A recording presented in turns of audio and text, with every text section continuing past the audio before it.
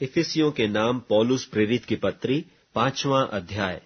इसलिए प्रिय, बालकों की नाई परमेश्वर के सदृश्य बनो और प्रेम में चलो, जैसे मसीह ने भी तुमसे प्रेम किया और हमारे लिए अपने आप को सुखदायक सुगंध के लिए परमेश्वर के आगे भेंट करके बलिदान कर दिया।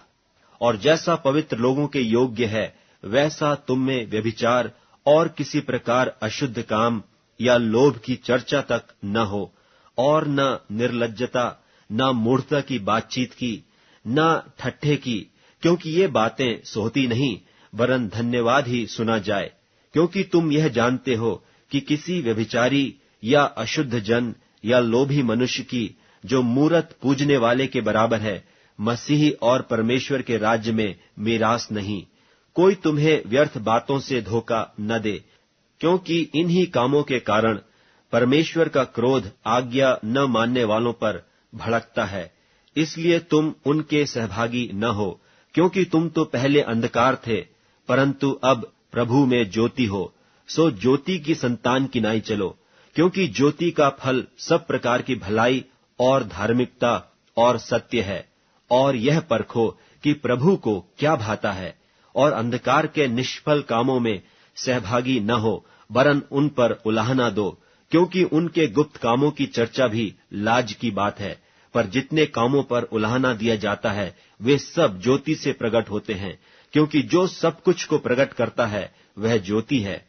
इस कारण वह कहता है, हे सोने वाले जाग और मुर्दों में से जी उठ, तो मसीह की ज्योति तुझ पर चमकेगी। इसलिए ध्यान से देखो कि कैसी चाल चलते हो।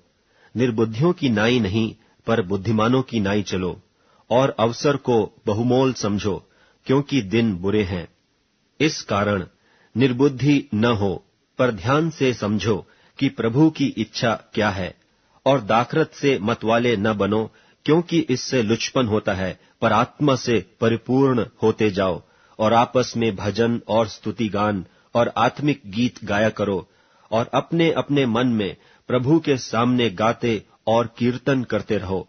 और सदा सब बातों के लिए हमारे प्रभु यीशु मसीह के नाम से परमेश्वर पिता का धन्यवाद करते रहो, और मसीह के भय से एक दूसरे के अधीन रहो। हे पत्नियों, अपने अपने पति के ऐसे अधीन रहो जैसे प्रभु के, क्योंकि पति पत्नी का सिर है, जैसे कि मसीह कलीसिया का सिर है, और आप ही देह का उद्धार करता है। पर जैसे कलीसिया मसीह के अधीन है, वैसे ही पत्नियां भी हर बात में अपने अपने पति के अधीन रहें।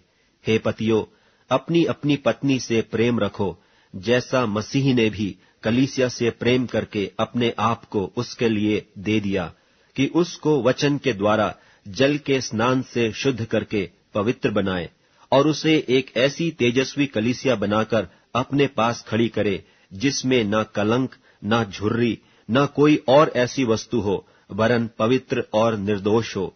इसी प्रकार उचित है कि पति अपनी अपनी पत्नी से अपनी देह के समान